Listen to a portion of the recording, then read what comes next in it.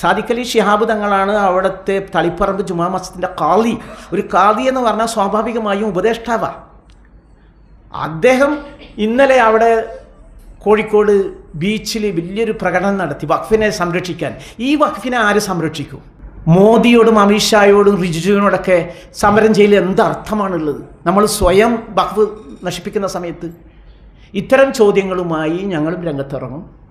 രാഷ്ട്രീയപരമായി സമാന ചിന്താക്കാരുമായി നമ്മൾ യോജിച്ചു പോകും. ആ സ്ഥാപനത്തെ നമ്മൾ രക്ഷിക്കാൻ വേണ്ടിയുള്ള ശ്രമത്തിലാണ്. എനിക്ക് പേഴ്സണലായിട്ടൊക്കെ എൻ്റെ അൽമാ മാറ്റർ എന്ന നിലക്ക് സർ സെയ്ദ് കോളേജിനോട് ഒരു വലിയൊരിതുണ്ട്. ഞാൻ സർ സെയ്ദ് നേരെ പോയത് അലിഗഡ് യൂണിവേഴ്സിറ്റിയിലായിരുന്നു. എവിടെ നിന്നാണ് പഠിച്ചത് എന്ന് പറഞ്ഞപ്പോൾ സർ സെയ്ദിൻ്റെ പേര് പറഞ്ഞപ്പോൾ പ്രൊഫസർമാരൊക്കെ അത്ഭുതപ്പെട്ടു. സർ സെയ്ദിൻ്റെ പേരിൽ ഇങ്ങനൊരു സ്ഥാപനം ഉണ്ടോ എന്നുള്ള സംഭവം. ഇത്തരം ഒരു മൂവ്മെൻറ്റിന് നിങ്ങളുടെ പൂർണ്ണമായ പിന്തുണ വേണം. ഇപ്പം കഴിഞ്ഞ ദിവസങ്ങളിൽ നടന്ന ഈ വഖഫ്, ഇത് യഥാർത്ഥത്തിൽ വഖഫ് എന്ന് പറയുന്നത് ഒരു നിത്യദാനമാണ്.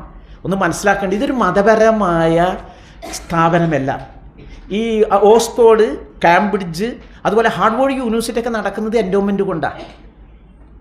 മുസ്ലിങ്ങളുടെ ചരിത്രത്തിൽ ആദ്യത്തെ വനിതാ കോളേജ് യൂണിവേഴ്സിറ്റി ഉണ്ടാക്കിയത് മൊറോക്കോയിലാണ്. അതൊരു വഖഫ് സ്വത്ത് കൊണ്ട് ഉണ്ടാക്കിയതാണ്. ഫറൂഖ് കോളേജ് ഇപ്പോൾ ഉണ്ടായി. അതിൽ ഇന്ന വിഭാഗത്തിന് ആർക്കാണ് ഗുണം കിട്ടുന്നത് എല്ലാവർക്കും കിട്ടണം അതിൻ്റെ ഗുണം. ഒരു കിണർ വഖഫ് ചെയ്ത് കഴിഞ്ഞാൽ അതിൽ ജാതി മത വ്യത്യാസമില്ലാതെ കൊടുക്കണം. ഇതൊരു ദാനമാണ് ദൈവമാർഗത്തിലുള്ള. അത് നശിപ്പിക്കാൻ വേണ്ടി കൊള്ളയടിക്കാൻ വേണ്ടി ശ്രമിക്കുന്ന സമയത്ത് നമ്മളെല്ലാവരും തന്നെ ഒറ്റക്കെട്ടായി നീങ്ങണമെന്നുള്ള അഭ്യർത്ഥനയാണുള്ളത്.